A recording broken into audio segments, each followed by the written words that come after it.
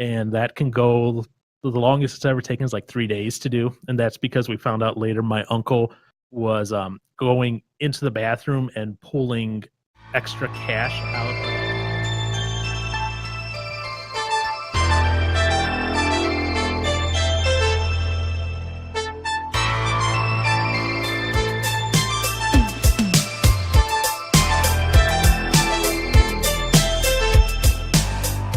And welcome to another episode of the Convoluted Podcast. It's your host, Jesus, aka Tyrant Dominus. And once again, we get another guest from the Reddit realm. Go ahead and introduce yourself. Hey everyone, my name is Paul DeArment. I'm from Wisconsin, the wonderful frozen tundra. I saw your thing over on Reddit as I was out there posting, information on one of my own podcasts. I was like, hey, you know what? I am enjoying what I'm doing. I'll go on someone else's. I think it'd be fun for me to be a guest for once. So when you sent me over a little bit of a snippet of you are of quite a variety, or what's the best way to put it? I have a lot of interests. There you go. That's the best way. Yeah, you're a very interesting person. I kind of was glancing over everything, and I barely noticed that you had a podcast as well. I didn't get a chance to actually look into that. What is your podcast about? So our podcast it's three of us, myself, my co-hosts, Aaron and Josh. So I'm a little bit older than them. I'm 35. They're a little bit younger, on the younger side, 23, 24, 23, 22. Sorry, I'm giving them too much age there. And what we're doing is we're right now starting to get into some of those difficult conversations that people tend to avoid. These conversations that people say, you know what, that's not polite conversation. So I've been kind of working with them because this is all new to them. I've done stuff behind a mic for videos before, for voiceover for tech training videos and that. So I'm kind of more used to it. They're not. So we've kind of taken some easy topics recently, such as violence in video games, music, and everything. But like next week, we're going to be hitting this a little bit up a notch. So we're going to be talking about the topic: how should Christians respond to various topics? So next week, it's going to be the LGBT community. It's going to be very decisive because there's a lot of different thoughts and comments on that. And what we want is not just for us to be kind of sitting here in the echo chamber. We want for those who are listening to come and have those discussions with us, even and especially if they disagree with us. Because we think and what we feel is that right now, especially in America, with everything is so divisive, everyone's kind of in their corners, they're forgetting to have these conversations about why we have these differences. And then when I'm finding is that when they have these conversations, sometimes they're finding some common ground between these things, and it's really not as divisive and different as they might seem. And no, actually, that idea for a show and that discussion style for topics like this is actually what's interesting. Is actually I had a discussion a couple weeks back, similar to this, and we're living in very strong, opinionated times, a little bit more because we have social media now where you can yell it to anyone and everyone in the world, but also have the ability to stay anonymous.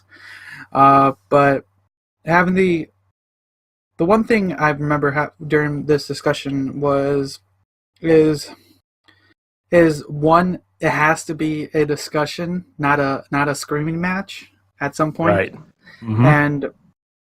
And mostly when you're dealing with these quote hot topics, having a reasonable discussion, even if you don't agree with the other person, you're right. There are some common grounds, and when you're having a reasonable discussion, you can get something out of both sides and find something similar. Even if at the end you don't finally agree with each other, there is some similarities on some points. And I'm glad that there's a show out there that are willing to touch on this.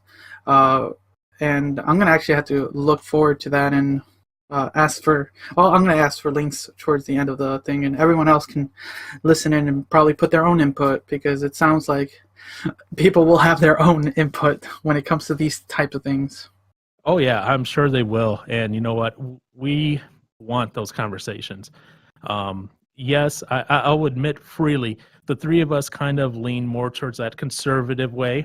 I'll admit that, but we want to have that conversation because we have in our own lives, before we started this podcast, we've had these discussions where we disagree with one another, even though all three of us might lean one particular way. Like my buddy Aaron might see music and something completely different than I do. And that's great. That's fine. We found a way to balance that out. The only thing that our main rule is no personal attacks, and just, use some data, use some facts to have that conversation and be receptive to what other people say. Because some things are going to get very emotional, especially if they're very personal. Okay, smart. Having some just kind of set rules to getting into this gauntlet. That's kind of, I wish people had that mentality when entering something like this, because it's true some topics have some emotional background to them, but if you can come in with some rationality, you can sometimes sway your opponent onto your side. Yep. It's more. Sorry. Go ahead. No, go right ahead. Oh, as I say, and yeah, even those topics that are emotional, you never dismiss the fact that they are emotional. You can acknowledge easily that maybe it's a very emotional thing for them, and acknowledging that doesn't take away or grant anything in the argument, because some people, they're going to argue something just out of emotion, and you need to recognize that. Otherwise, they may feel like you're just dismissing them. No, yeah, I totally agree with that. Mostly with the most recent hot topic at the moment, with the whole actually topics with the whole R. Kelly and Michael Jackson documentaries out there. Those are on fire at the moment. Yep, that, and then what happened in New Zealand, unfortunately, this past week. Yeah, that's going to be reigniting a lot of conversations. It's already, I've seen just from people I've interacted with, reignited the whole video games can induce violence sort of thing. I hate to say it was timely, but it was timely because that's what we talked about today on the podcast we just recorded a few hours ago. So things are just going to keep coming up over and over again. And unfortunately, if you read that guy's manifesto, he said part of what he did was specifically to invite violence into America over the Second Amendment. Okay. Interesting. I know his manifesto is out there. It's just something I don't deeply look into too much. For me, when it comes to these kind of topics, mostly shootings, like it's really disappointing to say, and I think I've said it multiple times on this podcast. It's we as Americans have gotten to a point where it's sometimes so desensitizing to know that there's another quote mass shooting, and then there's just this news coverage for like almost like a month, and then there's just talks and just almost nothing ever gets done. All it is feeding fire to some fodder. And like the thing that disappoints me a lot sometimes is they do talk about a lot of the people who are lost their families, but it just kind of sometimes gets overwhelmed by this kind of hatred towards the assailant. That's the best way to say it, the assailant. And not to point out that we shouldn't put some light onto them, but we shouldn't be putting so much light on them. Like, don't give them that notoriety. Just let the courts, the police, everyone else deal with that. Let's let the news focus on the actual crisis and the families behind that. And that's one of the things, like, I feel as far as, well, since I've really taken notice on these takes, it's it's overwhelming, and it's just sad to times. I think like, when is the next shooting gonna happen? And like, okay, it's sad. Yeah, it is. I am not one for those shootings at all. That is, I hate them. And yeah, I agree. We do give these perpetrators way too much. I would even say stardom. We're showing their picture, their name. We're promoting their social media on the news every night until the next thing happens. Because at that time, they're getting news, the views, which sucks that our news is such like that. No, yeah, it's the views, it's the clicks, it's yeah, it's disappointing. That's kind of the world we live in. If we want those views, we want those clicks, and the only way media these days, and not only media, like the average Joe as well, can will put that in their title, and like, oh, what is that? Okay, maybe I'll click it, or I'll just read the thumbnail, and not the thumbnail. I'll just look at the header, and then that's kind of my overall thoughts and stuff like that. And yeah, and unfortunately, this I don't even know the guy's name, and that's fine. I never want to know his name, but he unfortunately upped the ante, and I'm afraid kind of to see what the next shooter will do, because he live streamed the shooting. So what's the next person going to do to try to be quote unquote more famous? And that's kind of the thing that really scares me. Oh God, yeah, one. I'm not gonna out him, but one of my cousins, he sent me the link to the video, and right like a couple hours after I watched the entire thing, and I was like, I can't see this. It's too depressing. Like if I'm gonna see something horrific and gory, I'll go see a gore fest movie. At least I can know what's gonna happen. I don't want to see innocent lives do that. I don't want to. Another thing, like I said, I don't want to give this person his like 10 seconds of fame or whatever, or infamy. Like I know what happened for the most part. I don't want to see it. It's quite disgusting. And yeah, it's some yeah. I don't want to even think about what the next person will do to gain this infamy. Yeah, unfortunately. God. And oh God. Wait, so never mind. I was trying to think, because Facebook got shut down for a while, didn't it? A little bit ago. Yeah, this past week, they blamed it on a server configuration change. And obviously, the other apps that run on their infrastructure, like WhatsApp and Instagram, also suffered as well. So it's believable. Some people are trying to, attribute it to something else, but I since I work in that space, you misconfigure a server or a series of server in a data center, there goes your entire infrastructure, and there goes your platform. Yes.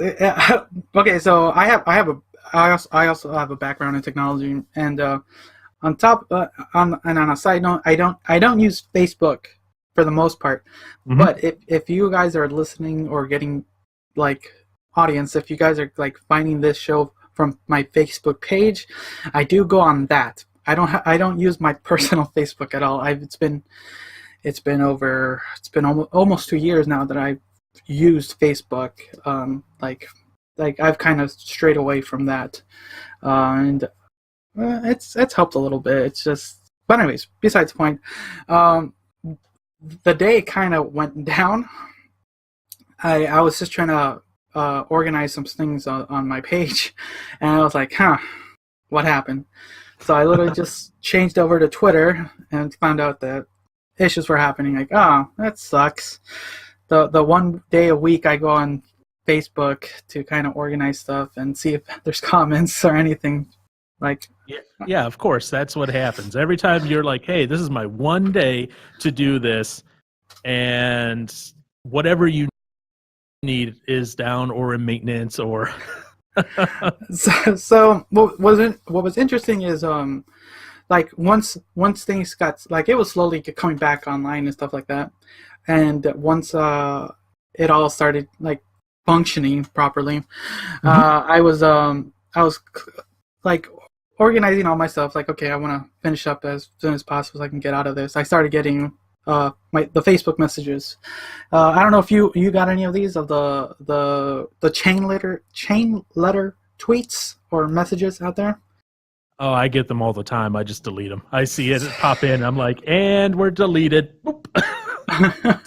So like I got like 5 of them, and they were like mentioning like, yeah, if you don't send this to 17 people, they're gonna be shutting down Facebook, and like it was just a whole bunch of. I can pull it up, but it's pretty garbage if you actually took the time to read it. But somebody as I say, oh, they shut down Facebook. What a threat! I know, and I was like, I like really just like after reading the first one and looking over the other ones, I told them, because after reading a couple of the Twitter posts and finding some links, I found out what was happening. There was just like you said, there was some infrastructure problems, and like, okay, that makes sense. No problem. Like I said, I kind of knew what was happening, so I didn't really give it a second thought. But all the people who were messaging, all my friends and family, I had to get on and say, Facebook is not getting shut down. This is fake, people. Ignore it. Okay. Yep. And and someone online actually upped the ante, actually. So whoever posted this one video, I got sent it twice from 2 different people. There's this video of Mark Zuckerberg stating that he's fed up with Facebook, that he's hate that people have just been ingrained into the online, that people aren't interacting face to face anymore, and it's a very well done video. Like whoever did it, like they did a really good fake. Like they did a really good fake, and it tricked so many people. I'll if I can find it again, I'll send it to you, and you can share it as well. All right. And I'll probably for listeners, I'll try to post it on my Facebook page, so you can see the end of Facebook, because he said he was gonna, like, this is it, I'm gonna shut down Facebook in 24 hours at the end of the video. I'm like, okay, thanks, Mark Zuckerberg. Yeah, thank you. Thanks for that fake thing. Yeah, but to be fair, I'm not saying that that's news at all. They did announce, was it last week or this week, that they're going to be revamping completely how Facebook is going to be working to be more privacy focused. So we'll have to see how that actually plays out. Really? Okay. With everything. Yeah, and Mark Zuckerberg actually posted that on his wall. It was March 6th, so just a little bit ago. About how they're revamping how things are going to work there. So we'll see. We'll have to see. I think they're doing that because they have been riddled with so many security holes of people getting data and everything. And I think they're also kind of responding to everything. I was reading the news this past week, and the service Telegram, are you familiar with that? No. It's a chat service? Okay. It's an encrypted chat service, not run by Facebook. Well, they got 3 million users signed up for Telegram during that time that Facebook was down. Really? Yeah. So they are just, that has to be a big red flag for Facebook. Like, our infrastructure went down for a little bit of time, and all of a sudden encrypted chat Telegram got 3 million signups, and even their CEO is attributing it, a good chunk of that 3 million, to the Facebook downtime. Interesting. I should have looked a little deeper then. Huh. That's good to know. I tend to read a lot of news, so these things that keep coming up, it's like, okay, yep. Well, someone out there has to keep us informed. So now, anyone listening to this, hopefully your Facebook's still running. Hope you guys are enjoying it. But hopefully you send along that message so that your Facebook stays forever free, and that you post that one message so that Facebook can never use your photos and all the other ones that are out there. Oh God, chain letters are. Oh God, those.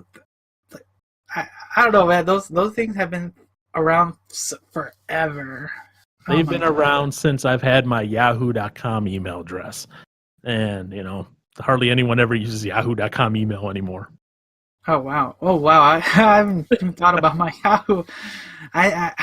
That's so long. That's back when I I used my Yahoo email address to go on MySpace.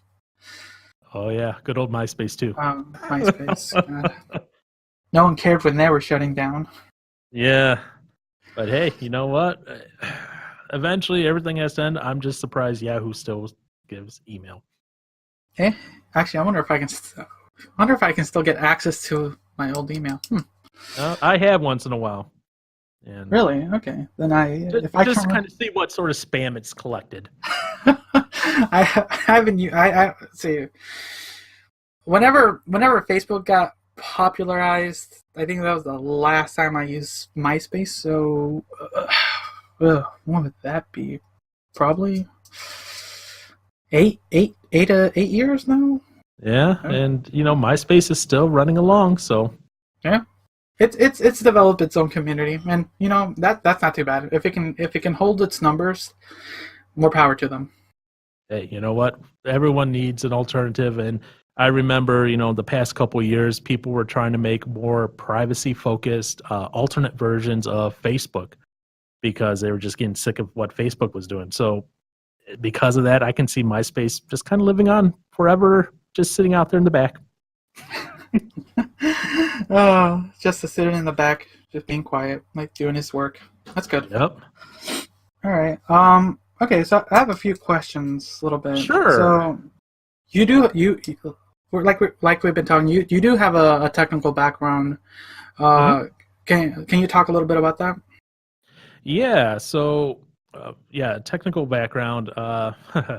I've been working in the technology field since 2006, full time.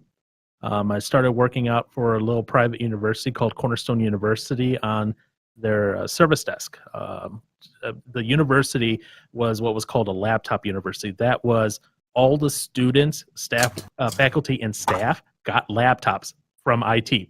So, there were 3, 4 full-time staff members and a handful of student workers during the year that took care of everyone's laptops. I mean, we did everything from replacement of motherboards to reimaging to whatever was needed all around the entire campus. So I started out on that, moved back to Wisconsin where I kind of grew up, and worked for a small little company. Well, I say small employee-wise, but reach was nationwide, that handled technology for nursing homes. I just kind of moved up through there just because one of the things that I always saw that was a problem that no one was really addressing was no one was automating the things that we were doing manually. And so I just started doing that when I was on the service desk and have continued to do that ever since. 2 years ago, I got hired by a local hospital chain here in Wisconsin to basically come in and automate their infrastructure and make sure that we can provision servers correctly. So a lot of that, for people who know what I'm talking about, they'll be like, oh, okay, I get it. For everyone else, it just went over their head, unfortunately. I think one of my instructors said it best. It's kind of, and he talked about this a lot. As far as like the technical aspect is, like work smarter. Work smarter, not harder. Yep. Exactly. Yep. Yeah. Unfortunately, what I'm seeing is either it's from the people who are maybe a little bit older than me in the department, or even those younger. They don't understand what the automation could do. They think I'm going to be automating them out of a job, and I'm not. I'm just going to be automating them to be able to do other things that maybe they need to do that they don't have to spend doing on this. Like to build a server from scratch, we might need 2 or 3 people that are being paid $30 plus an hour each. Whereas I can write a script one time that can then build that server in 15 minutes without any human interaction. That's a big cost savings for the company. And for any listener, if they know this, and I know this, the first time I ever accomplished what you just said was like that awe moment, like the holy light sparked on top of me. Like I was extremely happy when I was able to do that, because when you're first, when you're learning how to do that type of work, you have to do everything manually, and it's fun to learn everything little by little. But then you yourself start to notice that something can you can do stuff to make things a little easier and easier, and then it's just trying to figure some things out. And I spent a few weeks messing with the script to properly do that while we were learning scripting, and we were each given a different assignment, and I was told to do what you just said, and it was like the longest 2 weeks of my life, just racking my brain around it. But Yep. when it was time, and I like did it, like showed my work, I was so happy. I think I actually screamed, "Yeah!" in the room. Yeah, But it's amazing. And you know what's funny? I have a business administration degree. I do not have an IT or programming or tech degree at all. One of the best guys in my department, I've known him for a little while. He has a philosophy degree. And he's one of the best system engineers I've ever worked with. no, it isn't weird because while I was going to school, there's a lot of like veterans just going on there to get their degrees, to get their bachelors, just to have that piece of paper, because there's a lot of companies out there that they want that. That's what they want. Oh yeah, unfortunately, that's what they want. But sometimes they're already in a position that they got it because of their previous knowledge. Like learning these days, like there's a lot of resources out there right now. Like people have it for the most part easier. People don't have to go to the library. They don't have to go seek like some actual person to teach them. Like if they have a phone, they can learn just about anything. Yep. The YouTube, Khan Academy.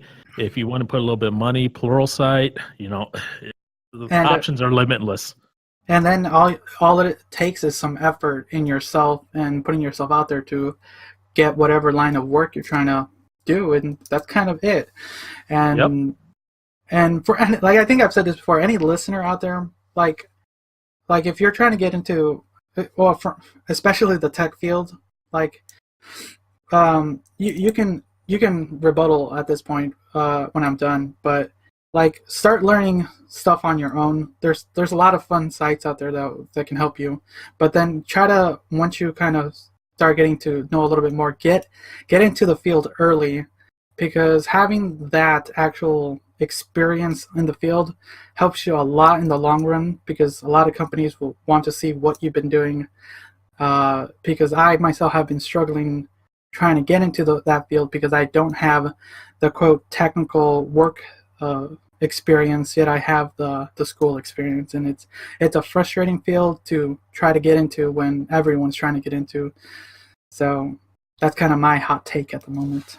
Yeah, I would agree. If I had to do everything over again, I would not have gone to a 4-year university. I would have gone to the local tech college, gotten that program, for the IT person that not only gave you a basic essential training and allowed you to get, maybe some of your early certifications, like especially if you're going to IT, like your A+ certification, your Network Plus, maybe your first Microsoft test, for desktop, but also would help you with getting maybe like an internship as well for that practical hands-on experience, and hopefully a foot in to wherever that company, will hopefully hire you on later if they have an opening. So, I mean, that's what I encourage, and one of my buddies, his name is Andy. He's all for encouraging people to maybe look at the trades as well, welders and that.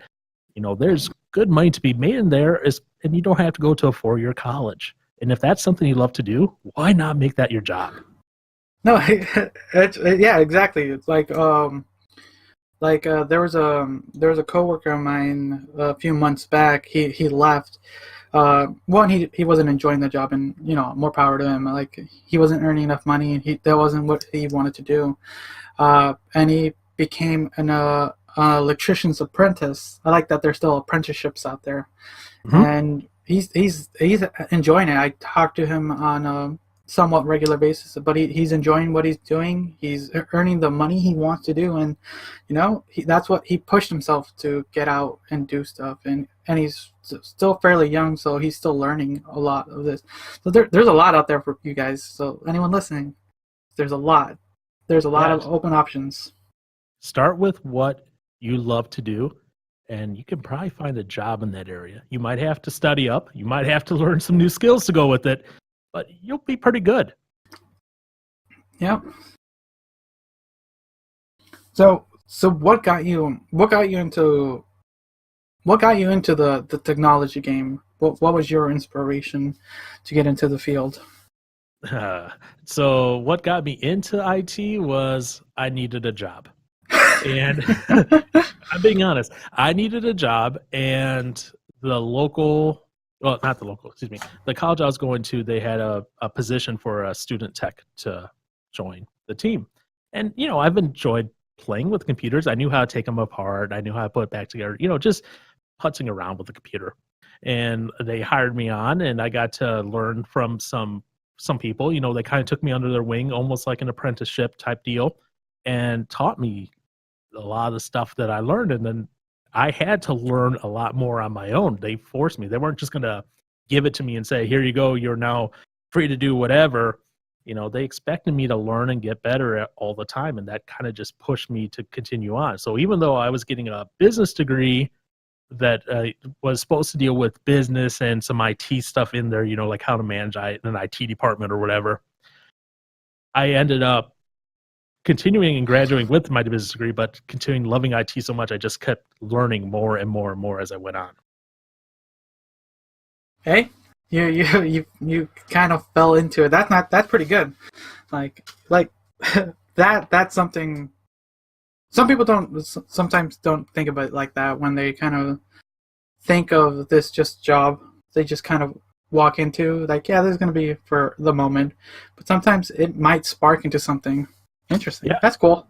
Yeah, and sometimes it's just kind of the things that I wasn't necessarily looking to do IT full time, and then as I played with it, I was like, I really like this, and this really fits with my personality. So guess what? I'm going to pursue this.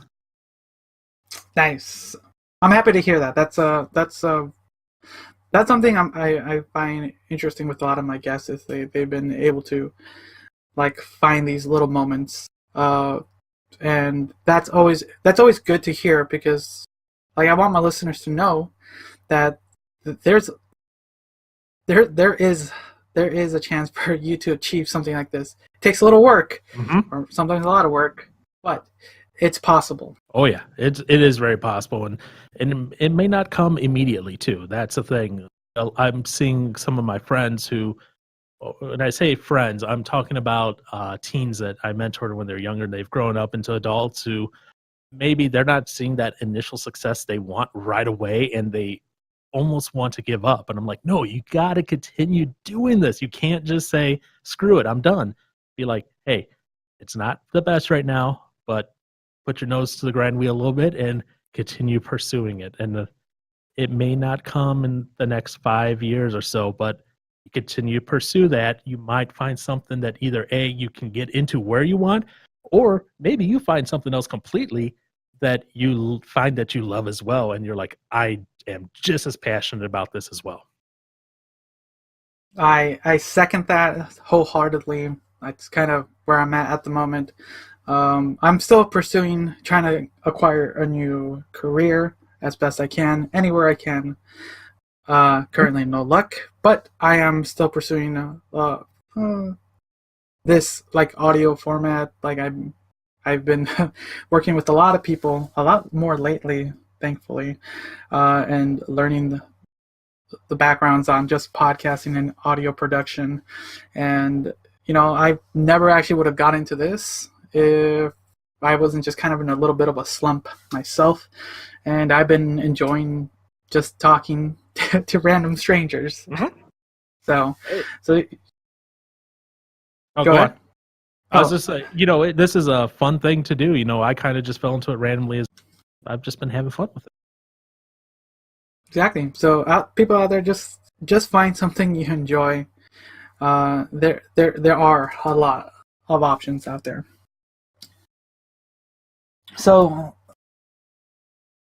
I'm looking at some of these things. You sticking a little bit to the technical side still. Okay. It says here you were once a conference speaker. Well, Can you elaborate on that? I am a conference speaker. I if I miswrote that, then sorry. Okay. So I'll be speaking actually next month at tech conference, the Worldwide PowerShell DevOps Conference. And then I just found out yesterday I'll be speaking down Chattanooga, Tennessee this fall at another smaller conference. And then I may be speaking at the Hewlett-Packard conference potentially this summer. Still working out some details on that. So again, it's something I just completely fell into. I've been working. I lead a user group in Milwaukee, the Milwaukee PowerShell user group. That's kind of the technology I'm known for around the internet and around the Milwaukee area especially. And so we get together every month and talk about PowerShell stuff and that. And, you know, I've been going to this worldwide conference out in Seattle, and I kind of got a little kicking from someone last year. He's like, you know what? I've seen you at this conference the past couple of years. If you do not even apply to speak, I'm going to start kicking your ass. And so I was like, okay, guess what? I'm applying because I know I would see him because I would be attending, you know, as an attendee. And it's kind of one of those things that, you know, and I was challenged by it because Don Jones, he's one of the guys that's real big in the PowerShell training area. He's like, there needs to come a time where you're not just taking from the community, where you're giving back at some point. I'm like, yeah, that's true. I think I'm at my point now, you know. And so that it's been challenging for me to jump out of my shell. I'm a very introverted guy. I clam up if there's more than like 4 people in the room. So all of a sudden I'm just like, But yet somehow when I do these things like my user group and that and these things, I'm able to kind of put it on my mind and talk. But yet you get me in a circle of 5 people, I'm quiet. I got nothing. I will just sit there and be like, do do do do do. It makes no sense. I get that, and I know that, and yet I'm talking here on the internet in front of hundreds of thousands to millions of people, and yet, yep, okay. I'm sorry. That's quite relatable to myself. I'm actually pretty similar as far as that like environment status. Like if I'm put into a situation like that, I'm also kind of quiet up for the most part. Yet when I'm talking about something I'm like really passionate about, I'm the center of the room for the most part. Yeah, and it's great, and it has been a very fun experience. It's gotten me to grow a little bit, both on my ability to speak as well as get more comfortable in front of people. And it's weird, and I say this is weird because every Sunday I'm in front of a congregation of people playing bass guitar, and yet I have no qualms or nerves doing that every week. But as soon as I have to like open my mouth on that stage, I'm done. I'm like, and I can't do it. That was perfect. I kind of wanted to segue into that actually a little bit, but my last question as far as the conferences, how long have you been speaking at these conferences? It's just been very recently here, within the past year. So like I said, it's real new to me. Even the user group is real new to me. It's less than a year old still for the user group. And, and I'm speaking in front of them every month as well. It's, all right. It's a learning curve. It's new. But like I said, I have 3 more scheduled for this year so far. All right, interesting. Maybe more. And that means then if I'm doing these 3 this year, I'll probably do at least 2 of them next year until I decide to hang it up. All right. I might, depending on where you're at, I might have to catch one of those if you're ever in the Northwest. The PowerShell one, which is in April next month, is in Seattle. Then April, I'll figure something out. That'll be interesting. It's the PowerShell DevOps Global Summit. It's PowerShell.org. Runs that. Don Jones is one of the guys who set up that originally. It's usually last year was the week before Easter. This year it's the week after Easter. It's weird how they do it sometimes, but it's a good week. And as far as conferences go, it's cheap, but it always sells out like by January 10th. So I mean, it's one of those things God. that sells man. out like immediately. It just goes. Oh my god, I might have to hunt down after this recording.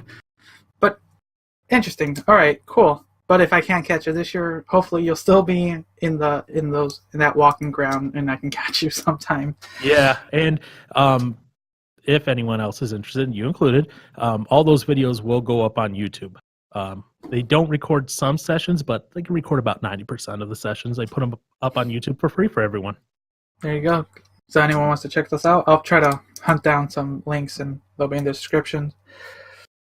So let's move into this this other like side part of you, music. So yes, from what I remember, you mentioned that you're a bass player, and yep. you're in a band. Like, you're a very busy person. I'm not gonna lie. Going from when we started, you're just expanding. Yeah, no, I am. It's like I said, it keeps me from just sitting at home and doing nothing. Because when I did that the last time, I was not doing a lot. Well, I ended up in a psychiatric hospital for a week. So, keeping busy is part of the good things. I try not to keep myself too busy, so I'm not, too crazy. But yeah, so bass playing, I've been doing that since sixth grade. Okay. No, wait, take that back. Sorry, fifth grade. Fifth grade, I started with the stand-up bass, the double bass. You see in the classical, black and white jazz. Oh, okay, yeah. Started with that. Did that in orchestra, and then sixth grade, they needed a bass player for the jazz band. And since I was one of two bass players at the time, hey, I got volunteered. And they're like, okay, here's a bass guitar. Think of it as a bass on its side. Play. Okay. and I've ended up sticking with that instrument, the bass guitar, just mostly because it's a heck of a lot easier to move that thing around than a double bass. It's also a lot cheaper.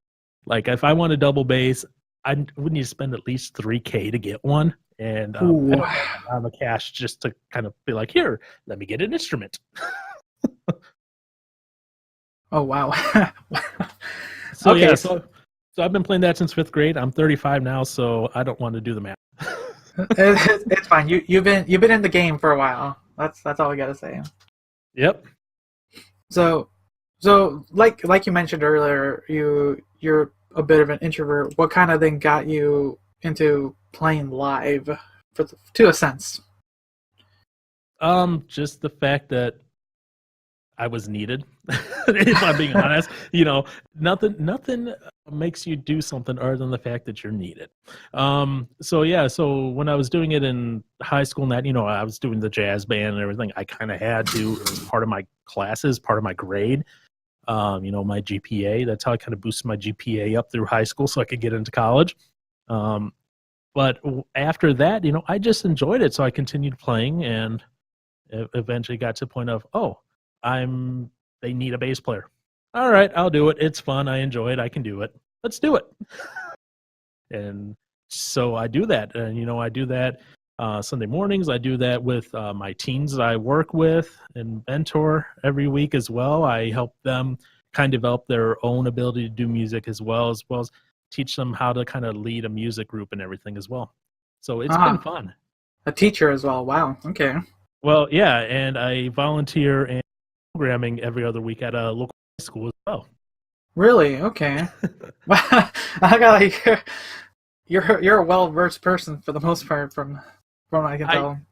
I try to be, but a lot of it again leans towards that tech-heavy side, which I'm fine with. No. Like I said, I like to keep busy, and that's a good thing. There's a lot of things can go wrong to those who aren't able to do so. Yep. So, I've learned that the hard way. So I want to kind of step into kind of a little bit more like entertainment thing. All So right. you're one of the few people that I've talked to or that mentioned that you play board games. Uh-huh. Now board games to a lot of people when they hear that like they think like Monopoly, Game of Hmm. Life, Sorry, things like that. What are the types of games you play, and then we can tangent into that. Okay, so right now I'm in the middle of a multi-week long game of Axis and Allies. So we get together every Friday night. We do maybe 2 to 3 rounds. So that, we start at maybe 7, end at midnight. I So, currently, sorry, I'm currently googling what that is. yeah, it's a World War II based game. Axis and Allies, obviously. So you control different countries like Great Britain, um, America, Russia, Germany, Italy, France. Although France usually gets taken out right away at the beginning. Um, and depending on what Japan, then depending on what version, there might be like another faction or two in there. But it's a very highly think of it as Risk on steroids. If you've ever played Risk, Yes, I'm looking at it. That's what I'm thinking right now. That yeah, sounds intense. Risk on steroids with a lot of rules. That's why we only get 3 turns in 4 or 5 hours. Oh my god! So, Wow. so we start at like 7, end about midnight, and we get about 3 turns in. So that's why I said we're in the middle of a multi-week. We just did our 3rd week of this last night. Okay. Wow. That's literally war. It's war times pace. It is. It's so I enjoy games like that where it's nice and strategic. I also enjoy Settlers of Catan, which is a That is a great game. that is a fun game. I wish more people I knew could settle down to play it. Yeah, that's just one of those fun games that I picked up in college and have continued playing. A family tradition of ours is to play Monopoly every holiday, and that can go. The longest it's ever taken is like 3 days to do, and that's because we found out later my uncle was going into the bathroom and pulling extra cash out of various pockets of clothing that he had bought from the store. So that's why the game just took forever because no one ever ran out of money because of that. Oh. Well, at least Yeah. you guys were able to ever finish one of those games. For us, and maybe multiple people, a game of Monopoly ended with all the pieces on the floor. Yeah, we've come close to that, but as a family, we try not to do that too much.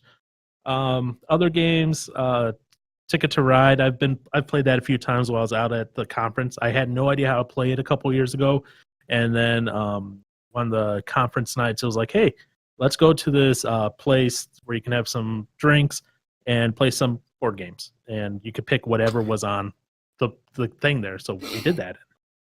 If I'm playing with maybe some younger people, Game of Life, especially those who can't do more complicated games. So Nope. those are kind of the games I tend to do. And for listeners, as you heard, there are a bunch more games than just Monopoly and Game of Life. There's a variety of games out there. There's a lot. Like I've more recently gotten into. It's sad to say that I'm collecting board games since I can't get anyone to sit down long enough to play one. But when I do, and they've enjoyed it, I've had fun. There's a few games like Sheriff of Nottingham. Hmm. It's you can think of it like a role playing trading merchant game where you Okay. just kind of go around in a circle and try to bring your products as a merchant into it and probably sneak some contrabands, and hopefully the sheriff lets you into town, and towards the end of the round see who has the most merchandise at the end. Oh, interesting. That would actually be fun. I love a good role playing game. Yep, there's anyone listening, including yourself, Paul, check that one out. Sheriff of Nottingham. Like simple games like, what is that game called? Let me stare at my thing. Come on, pull back. What is that dragon one? Damn it. Okay, I'm not even gonna try to name it. It's like some Chinese dragon name, and I can't pull away Okay. far enough. but it's based off an old folks tale where dragons trying to travel it to its end of its life, and it's a simple board game. You put tiles down, and you're trying to just follow your piece until the lines meet up, and you can kind of knock out other players by making their dragon piece fall off the edge of the map. Oh, interesting. It's a fun tile-based game, and I'll, like anyone listening, I'll try to post pictures on Instagram. Okay, so when you're listening to this, there'll be an Instagram post following alongside this. So all right, so listen to that, guys. So what else? But no, yeah, like I said, there's a lot. I've been getting into more harder board games, if that's the best way to put it, because there's a lot of intricacy that comes to it, but that can also bring out some of the more like interesting moments in games. Oh yeah. I think the most recent one I got is the haunted. The hill on the haunted house on the hill. I think that's what it's called. Haunted house. That sounds familiar. I think I've heard something about it. I haven't. Oh, maybe that's because that's a Netflix thing. Oh no, yeah. Betrayal at House on the Hill. There it is. That's the one. I know I've seen that one in the store. Yeah, it's the most recent one that I picked up about 3 months ago at some board game place.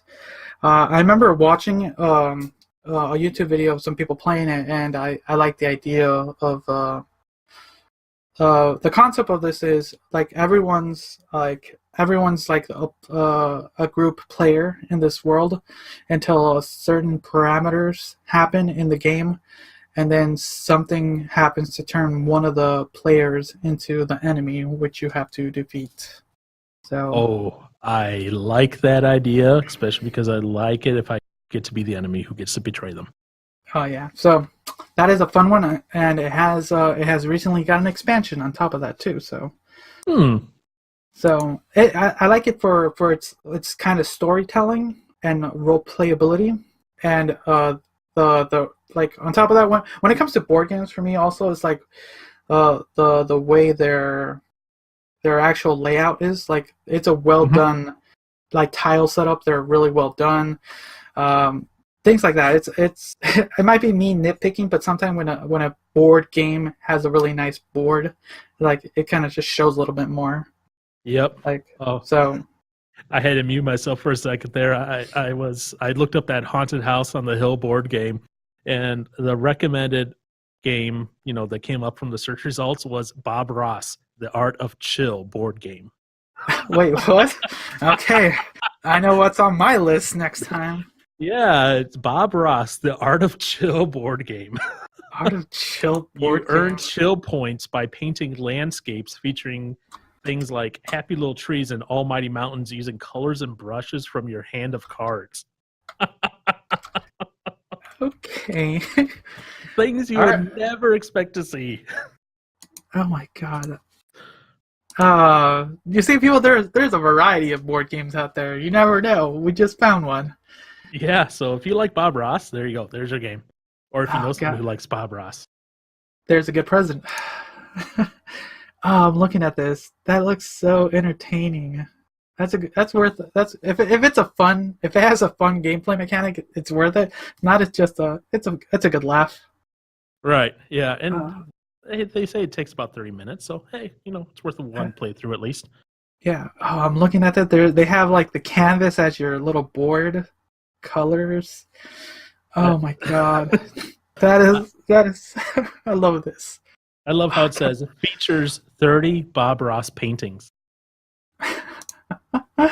Oh, I love that. That's part of the thing too. They have the little paintings as the tiles. That is amazing. I'm glad I found this. Thank you for finding that. Thank you for finding that. That was Google that showed me that because it literally came up as a suggested thing for Haunted House on the Hill board game. Not too just shy of $20. That's not too bad for a quick game. Yeah, but yeah. So yeah, board games have recently been a little bit more like up for me of just getting into to do some fun stuff or trying to if I can get a group together. Oh yeah, I know what you mean. That, and it's, games that maybe last a couple hours, that's hard enough. We have an issue because again, we're doing like 7 to midnight multiple weeks. We're like, yeah, everyone kind of has to plan their schedule for this for a game that's going to last maybe a couple months. No, I'm not gonna lie. That's kind of sometimes that's one of the reasons one role playing game like Dungeons and Dragons is one of the games I've tried to meld my way into, but I've never been able to. For one, it, like you said, that one is a large planning one. You have to actually set a good chunk of your time to do. On top of that, if you are the dungeon master, that's a whole nother level of work. Yeah, I've never done Dungeons and Dragons just because, when I was growing up, my mom grew up in that age where, Dungeons and Dragons was evil. It was of the devil. So, even the mention of that in my house was a no-no. So I never got a chance to do that. Now that I'm older, I would like to try it a couple of times because I love RPGs. I love PC RPGs. I love RPGs on my Switch, on my Xbox. And I realized, you know what? It's not necessarily the game that's the problem. It's it ends up being the people playing it. What they're doing. The game is just a game. No, yeah, that's I totally agree. And what's interesting is now that the culture we're living in, all the stuff that was kind of the negative, the playing video games, playing Dungeons and Dragons, these kind of things that were picked upon for people, like why you're doing that, is now kind of the norm these days. Yep. Nerd culture basically is the it thing now. Yeah, nerd culture, and I have a weird intersection because it's not only the nerd culture, it's also the Christian culture. Because I'm a big part of the church. I volunteer around, do a lot of stuff, and there is no qualms with that sort of stuff. RPGs, sure. First-person shooters, sure. Music, yeah, sure, whatever. And I go to one of those evil Baptist churches that are always so backwards, and they're all fine with it. And it's like, that's great. That's nothing you hear all the time, and I'm grateful for that I have that intersectionality of both being able to go and do what my faith says I want to do, but yet not being judged all the time for the things I do for pleasure. Hey, no, that's good. That's actually like you were stating, like really early in the show, you're willing to expand and talk about some of the things and do some of the things that are within what you're trying to still believe in. Yeah, I think that came out right. Yeah. No, I get what you're saying, and yeah, I'm more than willing to have those conversations. I mean, I've had when I was mentoring a certain teen that I can think of.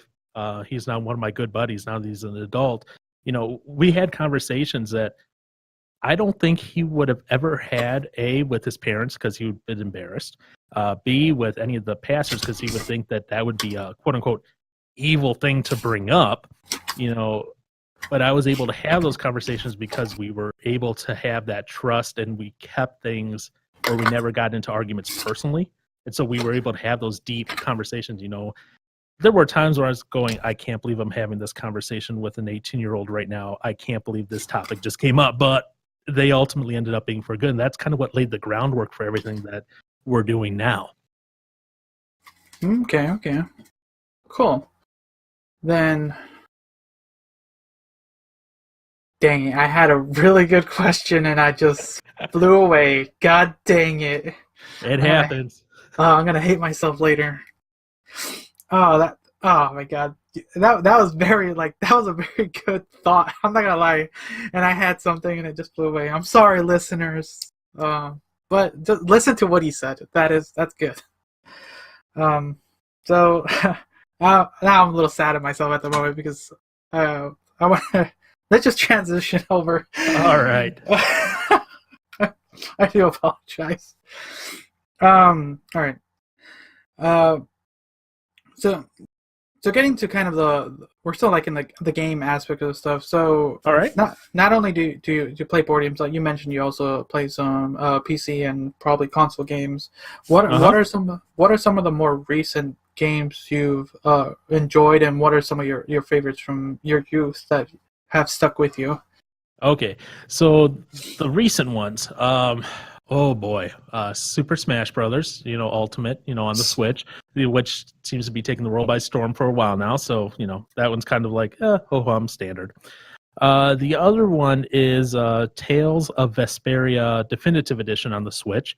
I'm a big fan of the Tales of series. I love JRPGs, so Thank you, someone else. I am the only one from my friends group.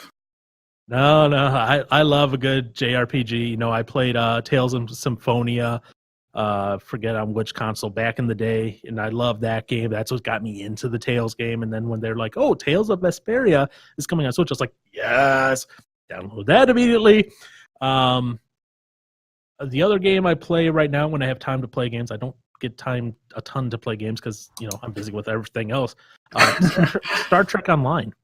That's another game that I play currently. I used to play Final Fantasy 11 and 14 online, not so much anymore. Just don't have the time or the commitment for that grinding. And Star Trek Online is easy enough where I can jump in, jump out, and I can miss months and everything's good. So those are the main games that I play now. Well, I also play Tetris 99 as well on the Switch.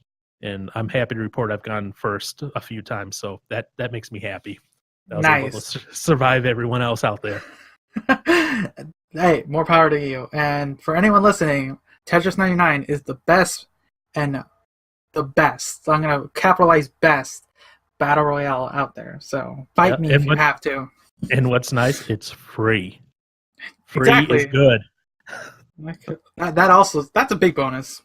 Yep. But so games that are in my memory as kind of like the defining games for me, I think probably like a lot of other people my age, Final Fantasy VII was big.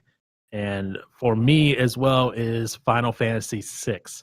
That was kind of my first foray into Final Fantasy was Final Fantasy VI, or as we call it in America here, Final Fantasy III, because we couldn't follow the standard name numbering. They were afraid that we would be confused why they went from 2 to 6 in the US. It was like, oh, okay. So so Final Fantasy 6 and 7 are probably the two biggest games that when I look back on my youth, I'm like, those are very fond memories. All right. I'm guessing you have memories of changing the disc for Final Fantasy VII then. Oh, yeah. A little bit. That part I don't remember. I remember, though, doing all the grinding and trying to max out the materia, finding the correct combinations, trying to beat Emerald Weapon, and failing at that miserably every time. I'm guessing you're looking forward to the remastered. Is it remastered or remake? It's a remake, not a remaster. They've already said don't expect the same story even. There's going to be differences. Okay. The same characters, kind of that same setting, but the story is going to be different. They didn't say how different. It may be just slight alterations. It could be major alterations. We don't know yet. But the fact that it's coming out episodic, we'll see. I have high hopes. I have high hopes for it, and I hope it does. I enjoyed Final Fantasy 15 when it came out, even though a lot of people did not like it, but I did enjoy that. Okay.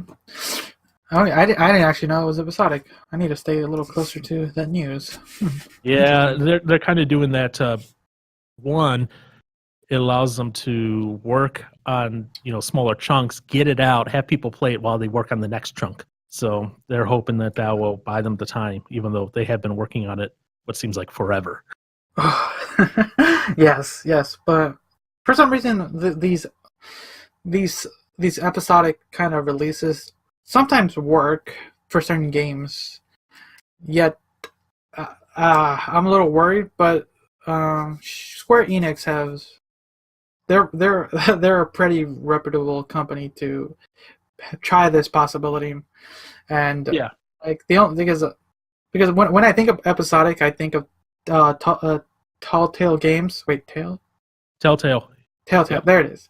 And kind of how they had some wonderful games. They had some duds, but they had some wonderful games. Mhm. But they kind of fell out more recently and left us kind of hanging on some stories.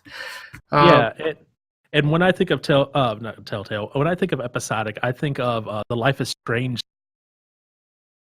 That's a good episodic game series. I don't know if you've ever heard or played of it, and it's done by Square Enix as well. So no, yeah, that's why I'm a little bit more hopeful. And yeah, I have heard of it. I have yet to play it. I have the whole thing like purchased. It's just one of those things like I just gotta sit down and enjoy it because from what I know of the game, I know it's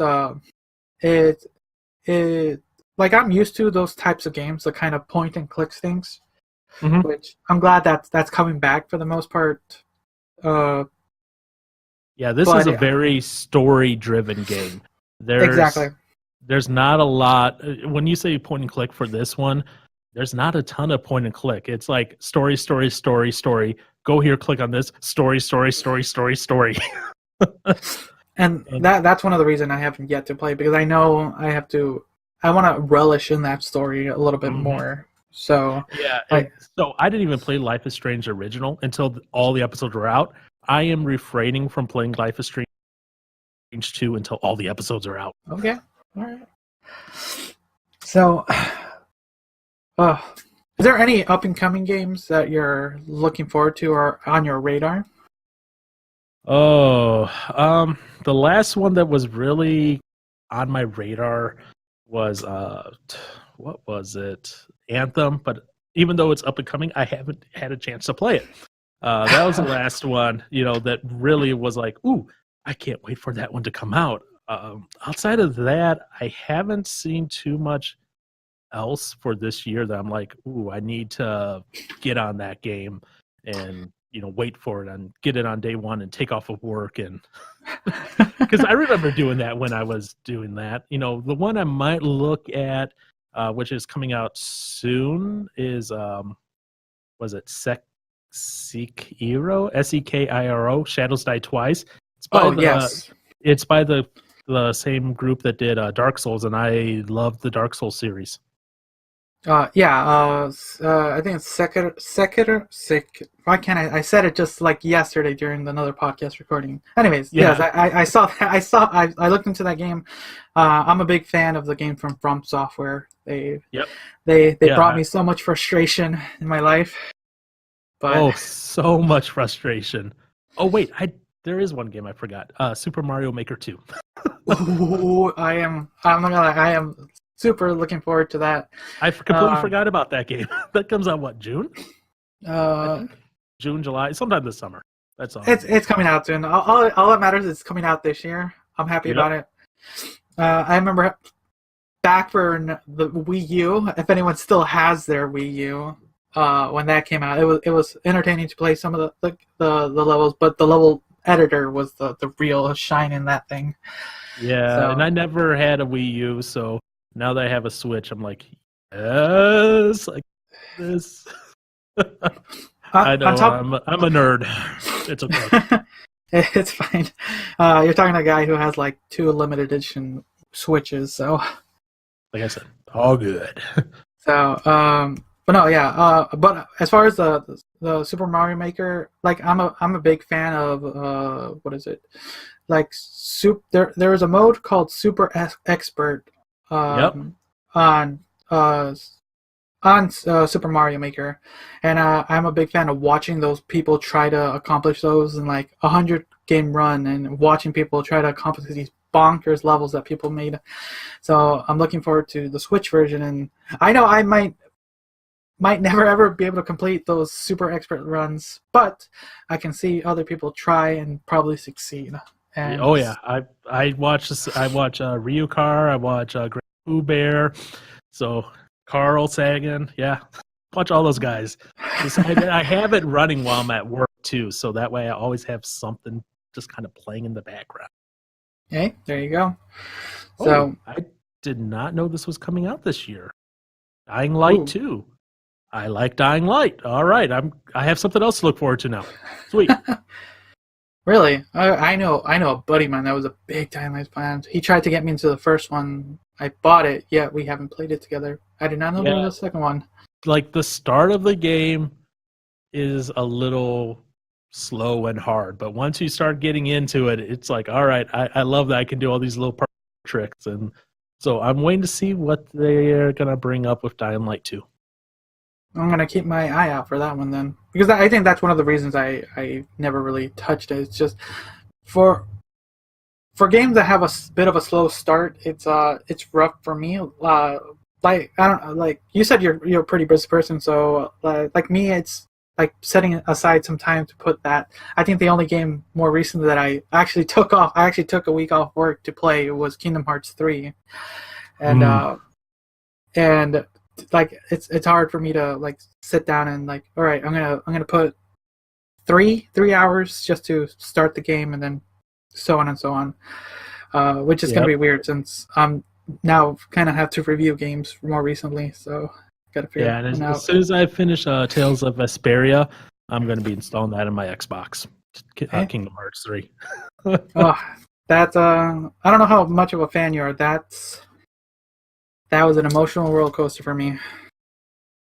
I know enough. I'm not like a diehard fan, but I love, again, RPGs. So if it's an RPG that's decent, I am going to play it. Like, I recently discovered an RPG that was on the Xbox 360 that I don't think a lot of people played, and it's a shame because I just fell in love with the game, Lost Odyssey. Based heavily on Eastern mythology and kind of tradition and everything. And it's a great Xbox 360 game. It's backwards compatible with Xbox One X. And, you know, it was a little slow to get in at first, like the first hour, but once it got rolling, and it was just fun throughout. The battle system made a lot of flexibility. You're just like, wait, if I do it this way, I can, so you're always kind of moving things around and trying to figure out the best way to fight someone. It was great. I enjoyed it. Oh, cool. I'm looking at it. I like the art style of this game. Yeah, I'm very sad that they canceled the sequel. But it's a great game. I definitely enjoyed it. The story was compelling. Once you start figuring out some of the story, and I was happy, and I was sad a little bit that they never made that second one. Damn. What can you do? Feels bad.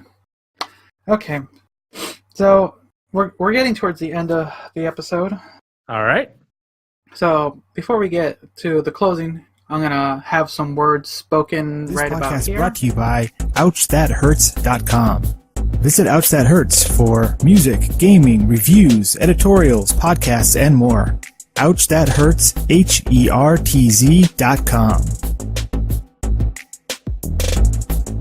Come hang out and chat with everyone on our Discord channel.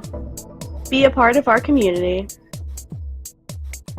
So towards the end of the show, I asked my guests to regale us with one of the strangest, weirdest, most convoluted thing that has ever happened, that you have ever done, or you have ever encountered in your life.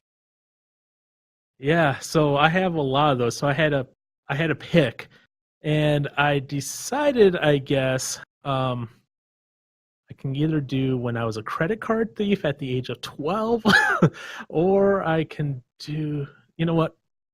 So I'll do the second one here because I think this one was interesting. It's actually how I got my screen name that I use for all my online stuff. So my screen name that I use for pretty much everything except maybe Twitter and Facebook, but like any forums, Discord and all that, it's called Armentpau. And it was probably one of the most confusing and frustrating times I had at work when I worked for the university that I was at. So I was at work and dealing with some stuff, some student laptops that were in, and a call comes in, and the person answering the phone was just utterly confused. It was my insurance company actually calling in, and they were asking for a Mr. Armentpau D. And they were like, who? they weren't putting two and two together. And so it just caused all this confusion with my coworkers. They're like going around to one of their head, who is this person? Who is this person? Who is this person?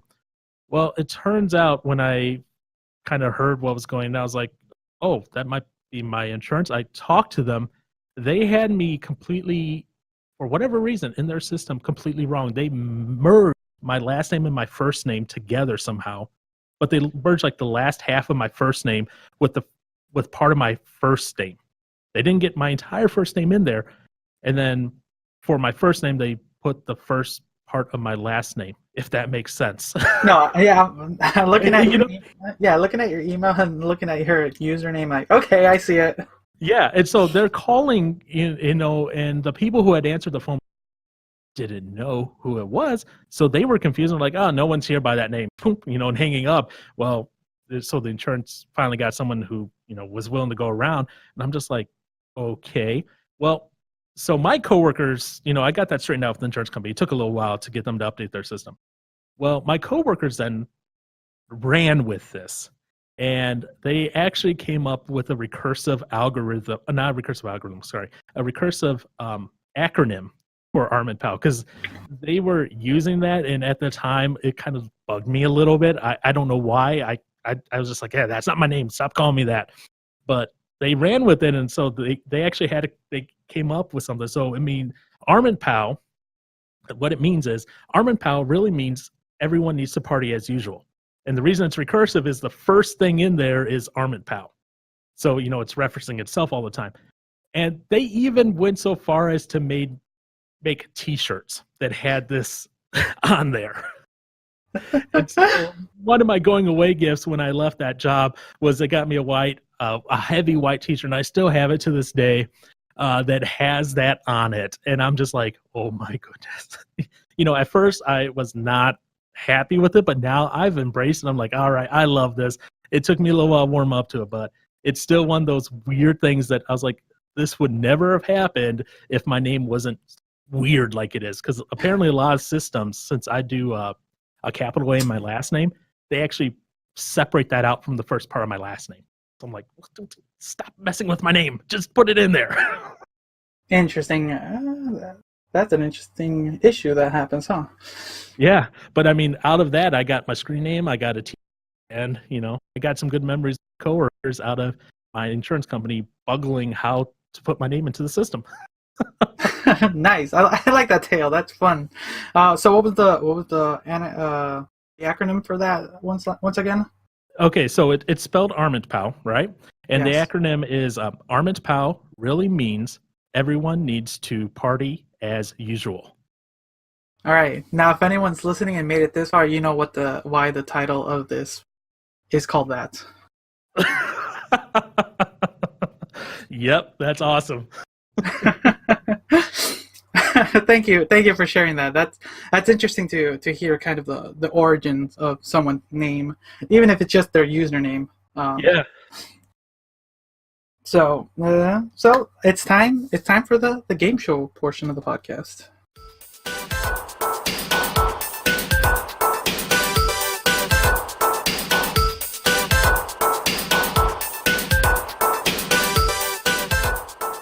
Okay, so you decided to play two games.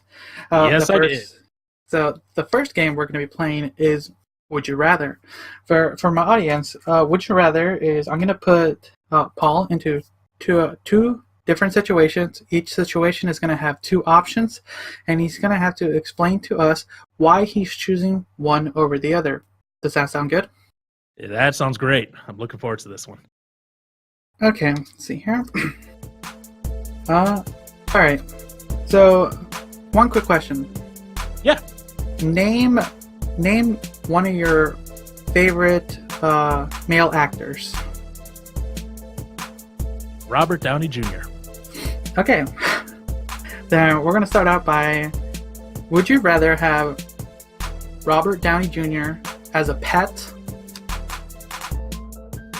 or be replaced in your friend group by a porpoise masquerading as you? I'd rather have Robert Downey Jr. as a pet, replacing my friend group as masquerading as me. Yes. Like you can ask me any questions to elaborate on that. Can this porpoise speak better English than I can? He has that like broken English, and there people are wondering why. What's wrong? Like, are you sick or something? Oh, broken English, so they'll think I'm normal. I'll have to go with the porpoise replacing me, because then that means I have more time to do other things, and I don't have to deal with things. I can be like, okay, I'm off here playing some video games. I'm gonna go travel a little bit. Oh, okay. Is there any negatives you saw in the Robert Downey Jr. as your pet, or he's a little needy. He would require too much attention. I already have a needy dog. I don't need a needy Robert Downey Jr. Good to know. All right, you have been replaced, and now you have some more extra free time on your hands. Yep, I'm looking forward to it. I think I'll go on that vacation to Italy now. There you go. All right. The second situation. Would you rather there be a talking zit on your face, and yes, it is racist, Okay. or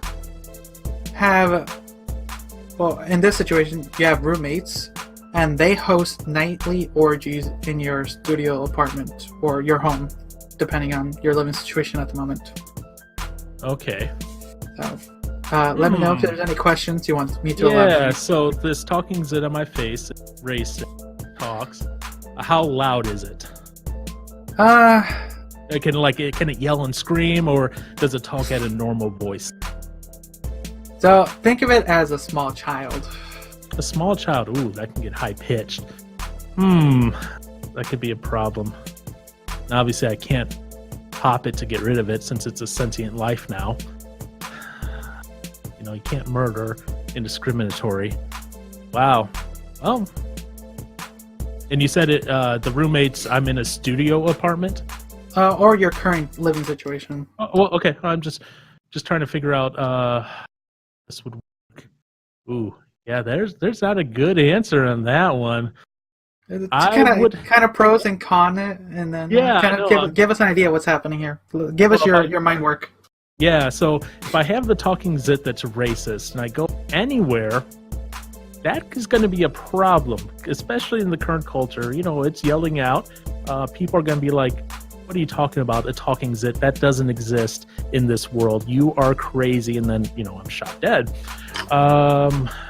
Roommates having orgies in my apartment. Well, one, that could get loud, and then I can't sleep at night. And that's not something I participate in, so I wouldn't get any benefit out of it. It'd just be annoying. At the same time, I could wear a mask, like a ski mask all the time for the zit, but then I look like a robber. I'm gonna have to go with have roommates that have orgies all night. I can at least put headphones in and just ignore them. Final answer? That's my final answer. All right, you just got some rowdy roommates, and they're very loud at night. Yep. I'd rather have that than the racist zit that's yelling off like white power or something and getting me killed in a restaurant.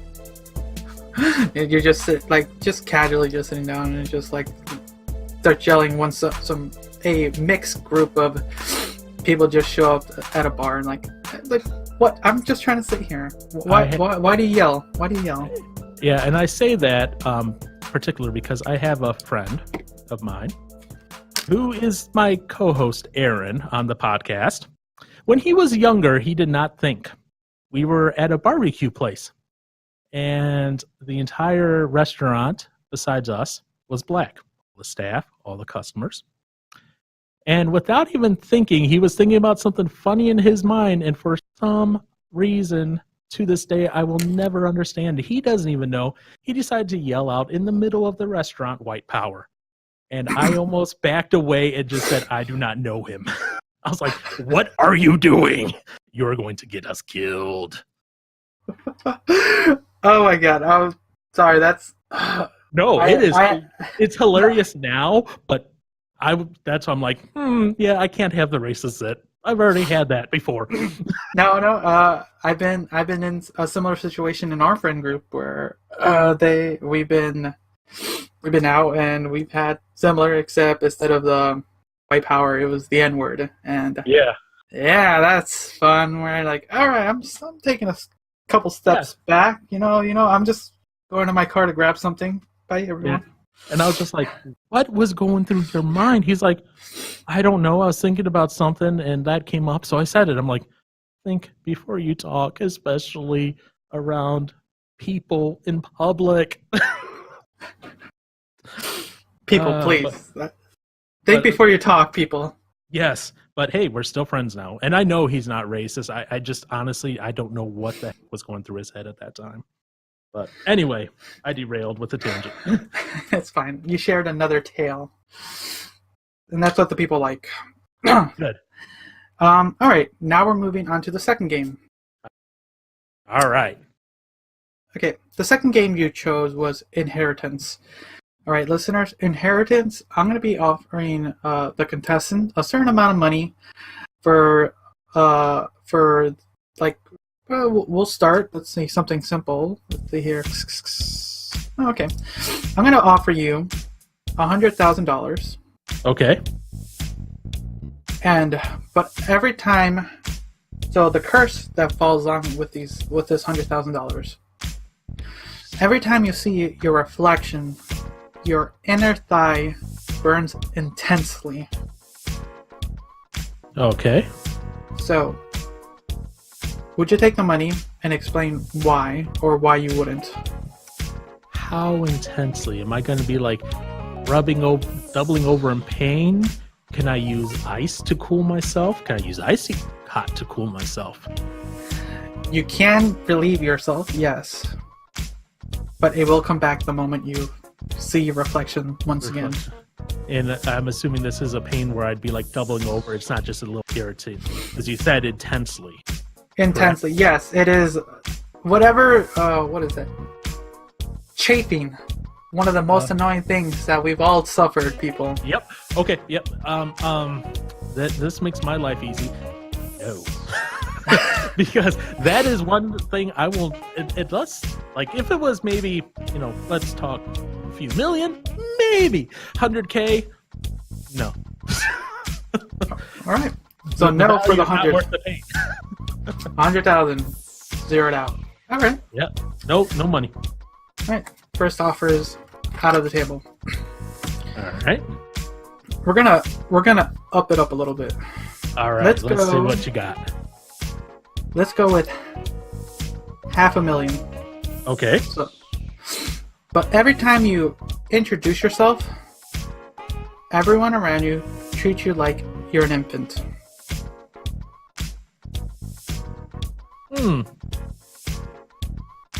So they're going, oh, what a cute little baby face. Oh, you gonna grow up just like your father. Yeah, I can do that. That's fine. For $500K? Yeah, I'll let them do that. Because guess what? That's no skin off my back. They are just like, they're the ones who look crazy talking to a grown man like he's a baby. I'm good with that. And your final answer? That's my answer. I will take that money with that curse. All right. You are now $500,000 richer. All right. All right. Last offer. Okay. The last offer is going to be for exactly $1 million. Okay. So, for $1 million, I'm offering you $1 million. Now, every time there is a full moon, you are stalked by a random animal. Okay, I'm stalked by a random animal. So, is this... Now, if it was a small animal, that wouldn't be a problem because I can just stick in. If it was a big animal, like let's say a bear, how aggressive are these animals to get to me? Are they like actively like charging to get to me, or are they just kind of like stalking, sitting out in the woods? They're sitting out there, but they are pursuing you. Yeah, so like a bat, a rat, a mouse, I could deal with that. Dog, that'd be fun. Bear, coyote. wolves. My real question is, how often are you around coyotes? You know, where I live, we randomly get them, and they're Okay. random. And Okay. we won't get bears, but you know, they're actually putting out warnings once in a while, saying, "Hey, don't let your dogs out because they might be taken by coyotes if they're smaller." All right, then that ups the ante on this situation for yourself. Then. Yeah, exactly. So that's why I'm thinking, like, a million would be nice, but do I want to live in constant fear every so many days? Of course, if I had 1,000,000, I could build myself a safe room and live comfortably in a nice enclosed metal box. Yeah, I'll do that. I'll take the 1,000,000, build myself a safe room, and then every full moon, just decide to be in my lovely little safe metal room where the animals can try to get in, but they will fail. There's Right. my answer. You figured out the situation. All right, so now you gain 1,000,000, and with the other curse, you are $1.5 million richer. I'm just thinking that would be actually entertaining if I'm running late and it's the night of I introduce someone and they all interact with me like I'm a little kid, I'm a little baby, while I'm being chased by a wolf or something. That would be fun. Oh god, I'm actually picturing it. Oh god. Oh. That sounds like a really cheesy rom-com. I know. Then, and I introduce myself, they treat me like a little baby, and then I invite them to a safe house while the wolf chases. Ta-da! That's how we got married, kids. How I Met Your Mother in 30 seconds. Right there. Hey, that's true. All right, then. This is the point where I let my guests kind of, promote themselves. Like, where can they find you, what you're doing, and all that jazz. All right, yeah. So the podcast I host and produce is called Use Your Words. Our website is uywords.com. We are on Twitter at UYW Podcast. My personal Twitter is at PDeArment, PDEARMEN. We are on Facebook at Use Your Words Podcast. We are available everywhere. iTunes, Stitcher, Google Podcasts, Google Play Music. You name the platform, we're probably on it. And if we're not, well, we're on our website, uywords.com. So that's where I'm at. That's where the podcast is at. We record every week, and we're looking to release typically on Tuesday evenings, Wednesday mornings. It really depends on what ends up happening with my editing schedule, since I do all the editing, and we typically record on Sundays. And we're looking to continue on, and maybe eventually in the future here, maybe even start doing some live streaming, which would be fun. All right, there you go. I'm actually looking forward to actually listening to your show. Now that I know what it is, and for me that sounds like something interesting, because it's like we said earlier, it's you deal with some of the hot topics, or are getting into the hotter topics now that should be talked about. Yep, and we start, and like I said, we start off very simple, just to kind of get them into it. Because, like I said, both my two co-hosts, Aaron and Josh, they've never talked really behind a mic before. So our first episode, actually, we didn't even give a number, but it's out there. It's really an introduction episode for people to get to know who we are, what we do, what we like, why they agreed to be on the podcast with me when I asked them. And then we start, with some topics. They're not the craziest and the deepest topics, but again, it's more to get the audience used to who we are, them used to being behind the mic, and now we're starting to get into those fun and deep topics, which might make some people uncomfortable at first. I'm guessing you guys put a disclaimer and all that beforehand and all that jazz. For the more serious ones, we probably will. Right now, they haven't been to the point where they've needed the disclaimer necessarily. So we're kind of playing everything by ear at this point. May is going to be a very interesting month for us. May is Mental Health Month, so we're actually going to be hosting a big roundtable on mental health with a couple people who have had issues with mental health, as well as those people who have been walking through them on that journey, supporting them and helping them, and just how that's been, how difficult it's been, what are the highs and the lows, and what are the lessons learned along the way. And so that's going to be at least a 2-parter, maybe a 3-parter, depending on how long we go. Okay, cool. I'm looking forward to that as well. Wow. So, listeners, if you heard, you know where to find them, how to reach them, and some of the things to look forward to. So go check them out. I'm looking forward to looking more into that a little bit more now that I gotten to know you a little better. One of the things I enjoy when talking to people in this format is I get to know the person, and that sometimes for me helps that show because it just feels a little bit more natural when listening and you're in that conversation. Mm-hmm. I agree. So thank you again for taking the time to come on and just discuss and chat. That's cool. Hey, thanks for having me. I really do appreciate it.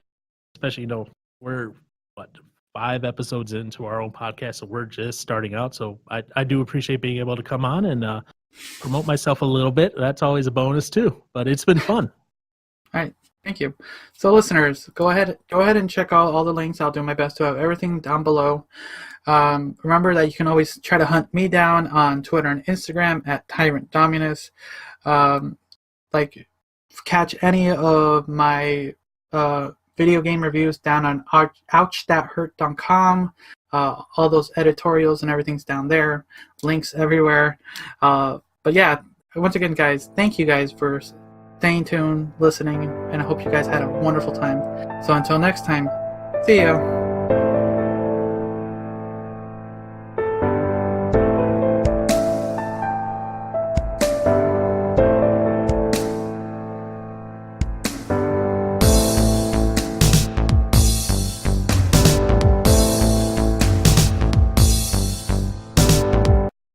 Hey everybody, my name is Grant, and I host a podcast called It's Trivial. Now, It's Trivial is a game show in which I pit comedians, musicians, podcasters, and other interesting people against one another, usually in front of a live audience for the sake of public ridicule. Hope you'll check it out. There's something there for everybody. There's stuff for people who like movies, music, history, geography, comic books, and even more. Be sure to give me a follow here on social media on Instagram and Twitter at It's Trivial Show, and check out the entire first season of It's Trivial now in your favorite podcast app. Thanks.